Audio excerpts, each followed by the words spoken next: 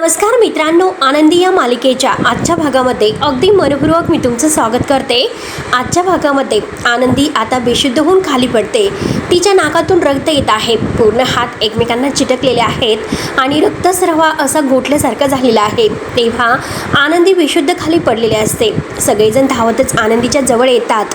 आरती म्हणते की मालक साहेब, आनंदीच्या जीवाचं जर काही बरं वाईट झालं तर। तेव्हा आता मालक साहेब म्हणजे युगंधर, त्याचा आता आनंदीत खूप जीव गुंततो। आनंदीला काही व्हायला नकोय म्हणून तो लगेच आनंदीला उचलतो। आरती म्हणते की आनंदी, अगं ए आनंदी उठ ना। तेव्हा युगंधर तिला उचलून मात्र आता तेथे सोफ्यावर घेऊन येतो आणि घाईने तो आता त्या मोलकरणीला पाणी आणायला सांगतो आणि आपल्या हाताने मात्र तो कापड घेऊन आनंदीच्या चेहऱ्याला आणि सर्व अंगाला जो काही पेंट आहे तर तो काढत असतो आणि सर्व हे अगदी बघताना मात्र शिल्पाचा तर खूपच जळफाट होतो, कारण युगंधर इतक्या काळजीने आनंदीची काळजी घेऊन हे सर्व करत आहे याचा मात्र शिल्पाला राग येत असतो। माई आजोबा हे सगळेजण आता ह्या शिल्पाकडे रागाने बघत असतात, कारण तिच्यामुळे आज आनंदीला इतकी मोठी शिक्षा होऊन हे सर्व तिच्या म्हणजे त्रास तिला सहन करावा लागलेला असतो। युगंधर सगळं ते काढत असताना मात्र म्हणतो की खरंच काय अवस्था करून घेतली स्वतःची। तर आता आजोबा म्हणतात की अरे जरा हळूच। आणि सगळं काही चेहरा वगैरे साफ केल्यानंतर आता युगंधर स्वतः मात्र आपल्या हाताने आनंदीला पाणी पाजतो। आता हे सर्व काही बघून शिल्पाला आणखीनच राग येतो आणि आता आनंदी पाणी वगैरे पिते। युगंधर म्हणतो की बघा काय अवस्था करून ठेवली स्वतःची, किती अशक्तपणा आलेला आहे। आणि तो मोलकरणीला मात्र अगदी मिठाईचा काहीतरी पॅक वगैरे आणायला सांगतो आणि आनंदीला विचारतो की तुला बरं वाटतं का। आनंदी आता म्हणते की हो।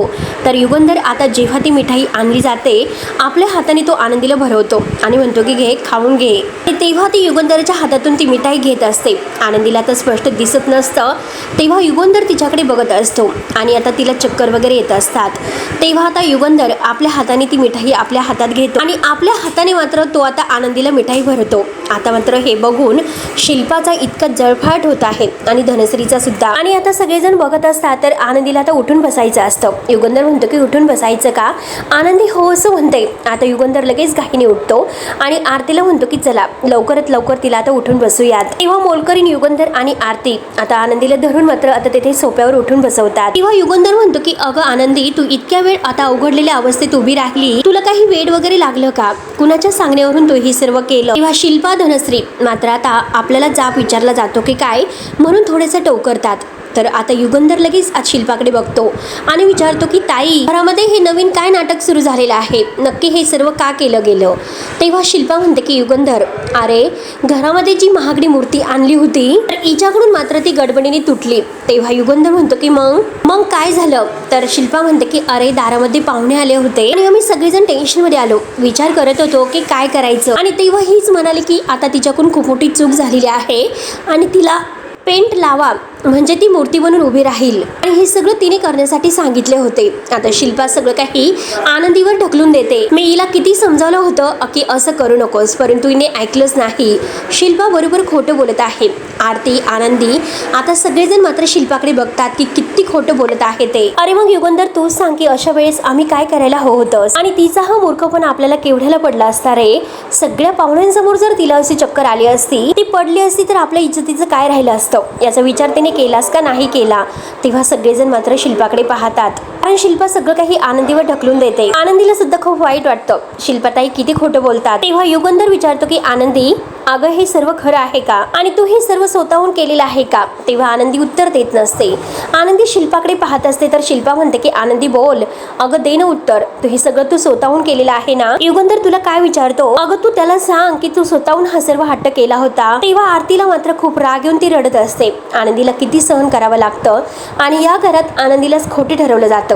तर माईंना खूप राग येतो, रागाने शिल्पाकडे पाहत असतात। तेव्हा आता शिल्पा म्हणते की बघितलंस का युगंधर, बघ हे असं आहे, यामध्ये माझी काय चूक आहे बरं। तेव्हा युगंधर म्हणतो की ती लहान आहे, तिला समजत नाही, पण तुम्ही सगळेजण लहान आहेत का, तुम्हाला समजायला हवं होतं ना, तिला तुम्ही तुम्ही असं पुतळा बनवून उभं केलंस आणि का राहूनच दिलं? आणि हे बघा, पाहुण्यांसमोर आपल्या इज्जतीचा खेळ झाला असता तर चाललं असतं, पण आनंदीला जर काही झाले असते तर आपण काय केलं असतं? तेव्हा आता बाबा म्हणतात की हो खरं आहे युगंधर, कारण आमची खूप मोठी चूकच झाली, आम्ही सुद्धा हतबल होऊन हे सर्व पाहत राहिलो, परंतु आज मात्र ह्या पोरीने जे काही केलेलं आहे तर त्याने निंबळकरांची इज्जत राखली आणि त्यासाठी मात्र इतकं मोठं मन असावं लागतं, म्हणून सगळेजण आनंदीचं कौतुक करत आहेत. तेव्हा माई म्हणतात की हो ना, अरे त्या रंगामुळे तिच्या हातपाय गार पडले असतील आणि तिच्या अंगाची सुद्धा आता त्या रंगामुळे आगाग होत असेल, आणि हा सगळं काही तिचा होणारा त्रास आणि छळ आम्ही उघड्या डोळ्यांनी बघत होतो, तरी सुद्धा आम्ही काहीच करू शकलो नाही. खूप अब्राती वाटतं म्हणून सगळेजण आता खाली मान घालतात. तेव्हा आता शिल्पा लगेच म्हणते की हो ना, मग काय इतक्या शांत बसल्या होत्या? तेव्हा सांगायचं होतं ते इतकं सगळं आपण केलंच नसतं, आणि आता बोलून काय उपयोग आहे? जे व्हायचं होतं ते झालं. स्वतःची चूक मात्र सगळं काही आनंदीवर ढकलून देते आणि आता स्वतः मात्र करून सवरून नाम निराळी असा आव आणत असते. आणि चला जाऊन द्या, सगळं व्यवस्थित झालेलं आहे युगंधर, आणि हा रंग काय आंघोळ केल्यानंतर निघून जाईल. तेव्हा आनंदी बिचारी शांत असते. तेव्हा युगंधर विचारतो की मला एक गोष्ट सांगा, इतकी सुरक्षित आणि सेफ ठेवलेली मूर्ती होती, ती मात्र अगदी पडली फुटली कशी? नक्की दुपारी काय झालं होतं? तेव्हा आता धनश्री लगेच म्हणते की ही मूर्ती आहे तर ती आनंदीने फोडली आहे. युगंधर म्हणतो की हे पण मला माहिती आहे, पण पुढे नक्की काय झालं ते सांग.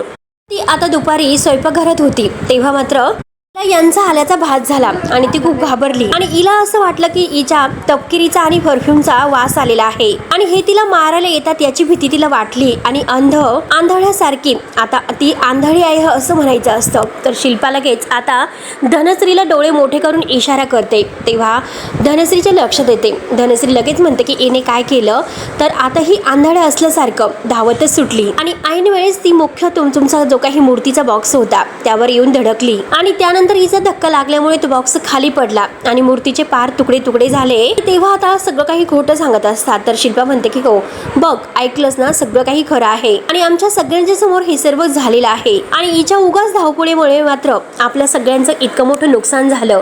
तेव्हा आता हे सर्व ऐकून युगंधर म्हणतो त्यावर मला मात्र कोणतंही स्पष्टीकरण नकोय, आणि युगंधर सुनीताला म्हणतात की हे बघ सुनीता. तर सुनीता लगेच म्हणते की हो मालक साहेब.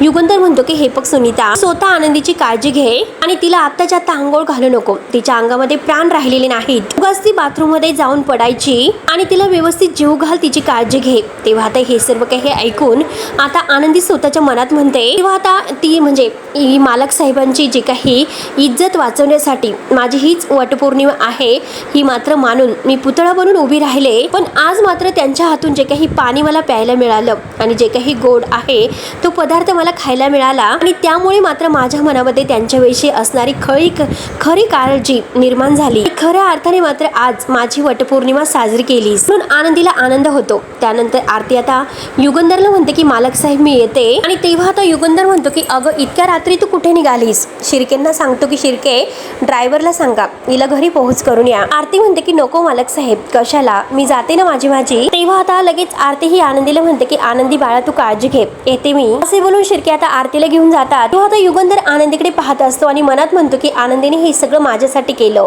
ते पण स्वतःचा जीव धोक्यामध्ये घालून, आणि खरंच हिने माझ्या इज्जतीसाठी इतकं सर्व काही केलंस, आणि आज ह्या पोरीने माझ्यासाठी एवढं सर्व काही केलं, ती माझ्यासाठी इतकं सगळं काही करू शकते, तर मात्र तिने विद्याधरच्या बाबतीत हे सर्व का केलं असावं, त्याला सोडण्याचा मात्र हट्ट हिने का केलं असेल बरं, असा प्रश्न आता युगंधरला पडतो. आणि तो आनंदीला पुन्हा म्हणतो की काळजी घ्या, आणि तो रूम मध्ये निघूनच जात असतो.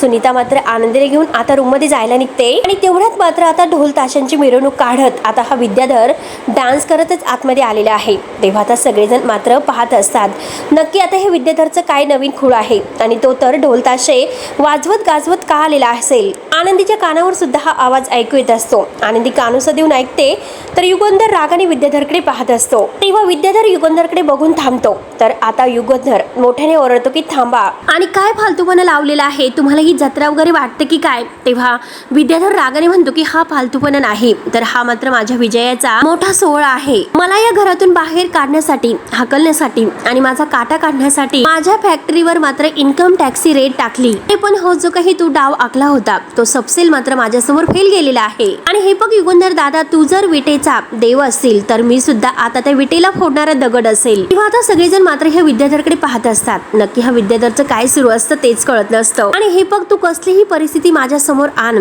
पण किती काही झालं तरी शेवटी मी तुला हरवणार म्हणजे हरवणार. आणि आता सुद्धा तेच झालेलं आहे. तेव्हा आता युगंधर म्हणतो की काय केलं. तेव्हा आता विद्याधर म्हणतो की अरे तुला माहिती असेल की मी माझी फॅक्टरी विकली. तेव्हा हे ऐकून आता सगळ्यांना फार मोठा धक्का बसतो आणि जोराने ओरडून म्हणतो की विकून टाकली. आणि परत मात्र त्या ढोल ताशांना जोरजोराने वाजवायला सांगतोय. तो सुद्धा आता त्या ढोल ताशाच्या तालावर नाचायला सुरुवात करतो, जसा त्याला खूप आनंद झालेला आहे असे तो आता युगंधरला दाखवतो. युगंधरला खूप राग येतो.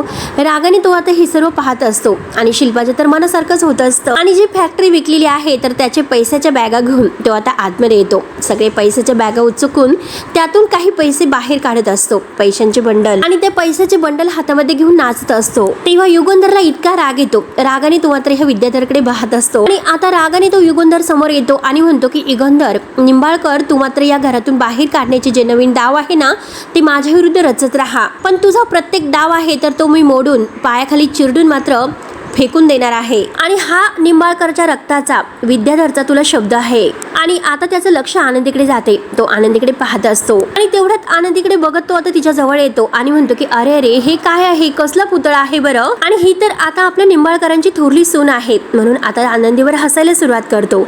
आनंदी बिचारी खाली पाहत असते आणि आनंदीला म्हणते की काय झालं, तू तर अशी पुतळा बनून काय इथे उभी राहिली आहेस. म्हणजे या घरामध्ये काहीतरी ऐतिहासिक चमत्कार झालेला दिसतोय तर. आणि काय ग आनंदी, काय झालं, तुझ्यावर मात्र अशी पुतळा बनून उभं राहण्याची पाळी का आलेली आहे. दुपारी नक्की काय घडलं होतं की तुझा तोल जाऊन नक्की तू पडलीस आणि कुठल्या तरी बॉक्सला म्हणजे त्यावरती मोठा पुतळा ठेवलेला होता त्याला मात्र तू जाऊन धडकलीस. युगंधर मात्र आता विद्याधरकडे पाहतच असतो. शेवटी खरं काय आहे तर आता हे विद्याधरच्या तोंडातूनच कबूल झालेलं असतं. कारण आता ह्याला कसं माहिती आहे की पुतळा पडला, फुटला आणि तो पण आनंदीकडून. आणि आता तो सगळं काही आता बोलत असतो आणि युगंधर त्याच्याकडे पाहतच असतो. काय आनंदी, कसं झालं, कसा धक्का लागला, तो पुतळा जमिनीवर पडला आणि फुटला कसा, नक्की काय घडलं होतं असं तो आनंदीला जेव्हा विचारतो तर आनंदीला सुद्धा प्रश्न पडतो याला हे सर्व कसं माहिती आहे. तेव्हा आता युगंधरचे सगळं काही लक्षात येते आणि युगंधर रागाने लगेच त्याची गचंडी धरतो आणि लगेच मात्र त्याला विचारतो की काय रे, तुला कसं समजलं की आनंदीच्या हातून मूर्ती पडली आणि फुटली. तेव्हा आता विद्याधरला काय म्हणजे उत्तर द्यावं तेच काही कळत नसतो. तो लगेच खाली मान घालतो. आता धनश्री, शिल्पा यांना सुद्धा आता काही कळत नाही की नक्की काय उत्तर हे देतील. आपली चोरी पकडली जाईल का असं त्यांना वाटत असतं. विद्याधर आता पाहत असतो खाली. तर युगंधर विचारतो की मी तुला काय विचारतो, हे सगळं तुला कसं समजलं. आत्ताच्या आत्ता मला उत्तर हवं आहे. आणि हे बघ, तुझ्या फॅक्टरीवर रेड पडली म्हणून तू गाव सोडून पळाला होता, पण घरातील 4 भिंतीमध्ये मात्र आनंदीकून पुतळा पडला आणि तो फुटलाय, हे तुला कसं समजलं बरं. विद्याधर म्हणतो की हा फक्त मी एक अंदाज बांधला, नक्की आपल्या घरामध्ये दुसरं काय घडू शकतं. म्हणून तोरातच पुढे जात असतो तर युगंधर पुन्हा त्याची मागून गचंडी धरतो आणि त्याला आसडून ओढतो. हा तुझा पोकळ अंदाज आहे का असं विचारतो. तर विद्याधर म्हणतो की तुला खरं ऐकायचं आहे का. आणि ऐकून घे, ते हे सगळं जो काही प्रकार घडवला ना तो सगळं मी घडून आणलेला आहे. तेव्हा आता याने जेव्हा खरं कबूल केलेलं आहे तेव्हा सगळ्यांना धक्का बसतो. म्हणजे बिचारी आनंदीला नाहक त्रास झाला. तिच्यामुळे काहीच चूक नसताना तिला हे सर्व सहन करावे लागले. आणि बास झालं का तुझं समाधान दादा. आज मात्र तुझ्याकडे जो काही माज आणि पैसा आहे, पैशाचे बंडल हातामध्ये घेऊन म्हणतो की तेवढाच पैसा आज माझ्या खिशामध्ये सुद्धा खळवळतोय. स्वतःला मात्र तू खूप मोठा राजा समजू नकोस, मला कमी लेखण्याची चूक मात्र करूच नकोस. तेव्हा आता युगंधर म्हणतो की हे बघ, अरे स्वतःला मात्र आता इतकं घमंडी समजू नकोस. अरे पैशाचा तर प्रश्न नाही, हा मुद्दा आहे तो माझ्या इब्रतीचा आणि ह्या पोरीच्या निष्पाप ह्या पोरीच्या जीवाचा आहे. मग तू सांग की हा पुतळा फुटलाच कसा. तेव्हा आता विद्याधर म्हणतो की अरे मग तुला ऐकायचं आहे तर ऐकून घे, कारण तो पुतळा स्वतः मी तुझ्याकडून फोडून घेतलेला आहे. तेव्हा आता हे सर्व काही ऐकल्यानंतर आता सगळ्यांना धक्का बसतो. आनंदीच्या लक्षात येतं की हे सगळं माझ्याकडून मुद्दाम करून घेतलं गेलं आणि हे सगळं काही करण्यामध्ये, पुतळा तिच्याकडून फोडून घेण्यामध्ये सगळा काही माझा डाव होता. आणि काय रे, तुला काय वाटलं तुझ्या इन्कम टॅक्सच्या रेडला घाबरून मी मात्र खरं काय आहे ते लपून ठेवील. नाही, ह्या गैरसमजात तू राहू नकोस. हे सगळं काही मी केलेलं आहे. अरे तुझ्यापेक्षा शेरात 1.25 शेर बनून शेवटी तुझी जिरवली आणि शेवटी आनंदीची तर मात्र मी जिरवलीच. आणि आज मात्र मी तुझ्या तोंडावर सांगतो की हे सर्व मी केलेलं आहे आणि तू माझं काय वाकडं करणार आहे सांग. तेव्हा आता युगंधरला फारच राग येतो. युगंधर रागाने मात्र त्याच्या कानामागे द्यायला जातोय. विद्याधर मात्र त्याचा हात धरतो आणि हात धरून म्हणतो की नाही दादा, आता मात्र नाही वेळ गेली, कारण मी आता यापुढे सारखा तुझ्या हातून मार नाही खाणार. आज मात्र तू सगळ्यांच्या समोर या घरामध्ये मला मारू शकत नाही. ते सगळं मी सहन सुद्धा करू शकणार नाही. काय रे दादा, तुला काय वाटलं होतं या घरात आल्यानंतर मी आनंदीला त्रास देणार नाही, तिला वहिनी वहिनी म्हणून तिच्या मागे मागे फिरेल आणि चल हट, मी आता तुला सुद्धा घाबरत नाही. आज मात्र आनंदीला असा काही धडा शिकवेल, तिची आज अशी अवस्था करेल, तिला असं काहीतरी आज करेल. ती मात्र आता तुला सोडून स्वतः मात्र तुझ्याकडे पाठ फिरून आणि तुझे सगळे काही नियम तोडून मात्र ती माझ्या पाया पडेल. जोपर्यंत ती हे सर्व करत नाही ना, तोपर्यंत तिची माझ्यापासून सुटकाच नाही. तोपर्यंत मी तिला त्रास देतच राहणार आहे. आनंदीला मात्र ह्या विद्याधरचा इतका राग येत आहे, ती मनामध्ये मात्र आता खरंच खूप भीतीने थरथर कापत असते. कारण हा विद्याधर तिच्या मागे लागलेला असतो आणि युगंधर मात्र आता विद्याधरची चांगलीच जिरवत आहे. तो पात्र आनंदीला तो असताना काही एक त्रास सुद्धा होऊन देत नसतो. आता ह्या विद्याधरचा निर्णय ऐकून आनंदीला धक्का बसतो. आनंदी मात्र आता विद्याधरकडे बघत असते, परंतु तिला आता म्हणजे दृष्टी नसल्याने ती खाली पाहत असते. परंतु युगंधरचा प्रत्येक शब्द आणि शब्द तिच्या कानामध्ये घुमत असतो. परंतु युगंधरची तिला साथ असल्यामुळे विद्याधरचं काहीच वाकडं म्हणजे आता तो काहीच तिचं वाकडं करू शकणार नसतो. हे सगळं काही आता युगंधर मात्र विद्याधरला चांगला धडा शिकवणार असतो. आनंदीला एक केसाला जरी धक्का लागला ना, तर माझ्या इतकं वाईट कोणी नसेल, अशी धमकी मात्र त्याने विद्याधरला दिलेली असते. आता मात्र युगंधर रागाने पाहत असतो, परंतु हा विद्याधरचे कारस्थान सुरूच असतात आणि सगळेजण मात्र आता हे विद्याधरकडे रागाने बघत आहे. शिल्पा तर काहीच बोलत नसते आणि शिल्पाची आणि आता धनश्रीची म्हणजे विद्याधरला साथ असते आणि आता युगंधर मात्र रागाने बघत असतो. परंतु आनंदीच्या केसाला सुद्धा तो धक्का लागून देणार नाही. तर शेवटी मित्रांनो, हा भाग येथे संपतो. पुढील भागामध्ये मात्र विद्याधरची चाळी सुरू होतात. विद्याधर आता खूप काही पैसा आल्यामुळे घरामध्ये दारू वगैरे सगळं काही आणत असतो आणि धनश्रीला मात्र तो दारू आपल्या रूममध्ये आणायला सांगत असतो आणि तेवढ्यात धनश्रीच्या हातातून तो ग्लास फुटला जातो आणि आता जेव्हा तो ग्लास फुटला जातो तर विद्याधर धावत येतो आणि धनश्रीला ओरडत असतो. तर आता युगंधर हे सर्व काही पाहतो आणि दारू दारू असं म्हणून तो जोरात ओरडतोय आणि दारू मात्र या घरात आलीच कशी आणि ती घरातील बायकांना का सांगितली गेली. तेव्हा विद्याधर रागाने म्हणतो की ती माझी बायको आहे, मी तिला या घरात काय करायचं आणि काय करायचं नाही, मी तिला कसंही वागवेल, तुला काय करायचं असं जेव्हा म्हणतो तर युगंधरला फारच राग येतो. युगंधर मात्र रागाने त्याच्या सनकणी कानामागे ठेवून देतो आणि आणखीन एक कानामागे ठेवून देतो. आणि एक गोष्ट लक्षात ठेव, बाईचं रूप हे या घरातील लक्ष्मीचं रूप आहे आणि या घरामध्ये जर कोणी बाईचा अपमान केला गेला तर हा युगंधर मात्र त्याला उभा जित्ता गाडेल. तेव्हा आनंदीला मात्र युगंधरविषयी खूप अभिमान वाटतो. ती मनामध्ये खूप खुश होत असते, कारण युगंधरमुळे आता तिला या घरात सेफ वाटत आहे. विद्याधरने कितीही कारस्थान केली तरी सुद्धा मात्र सगळं काही व्यवस्थित होणार आहे. आज युगंधर जे काही घरामध्ये बायकांचा मान राखला जाईल हे जे काही विद्याधरला सुनावतो ते ऐकून आनंदीला खूप छान वाटतं. युगंधर रागाने विद्याधरकडे बघत आहे आणि विद्याधर रागाने आता युगंधरकडे बघत आहे, परंतु आनंदीच्या चेहऱ्यावर मात्र एक वेगळं स्माईल असतं. तर मित्रांनो, आता पुढे नक्की काय होणार आहे बघायला विसरू नका. तोपर्यंत धन्यवाद.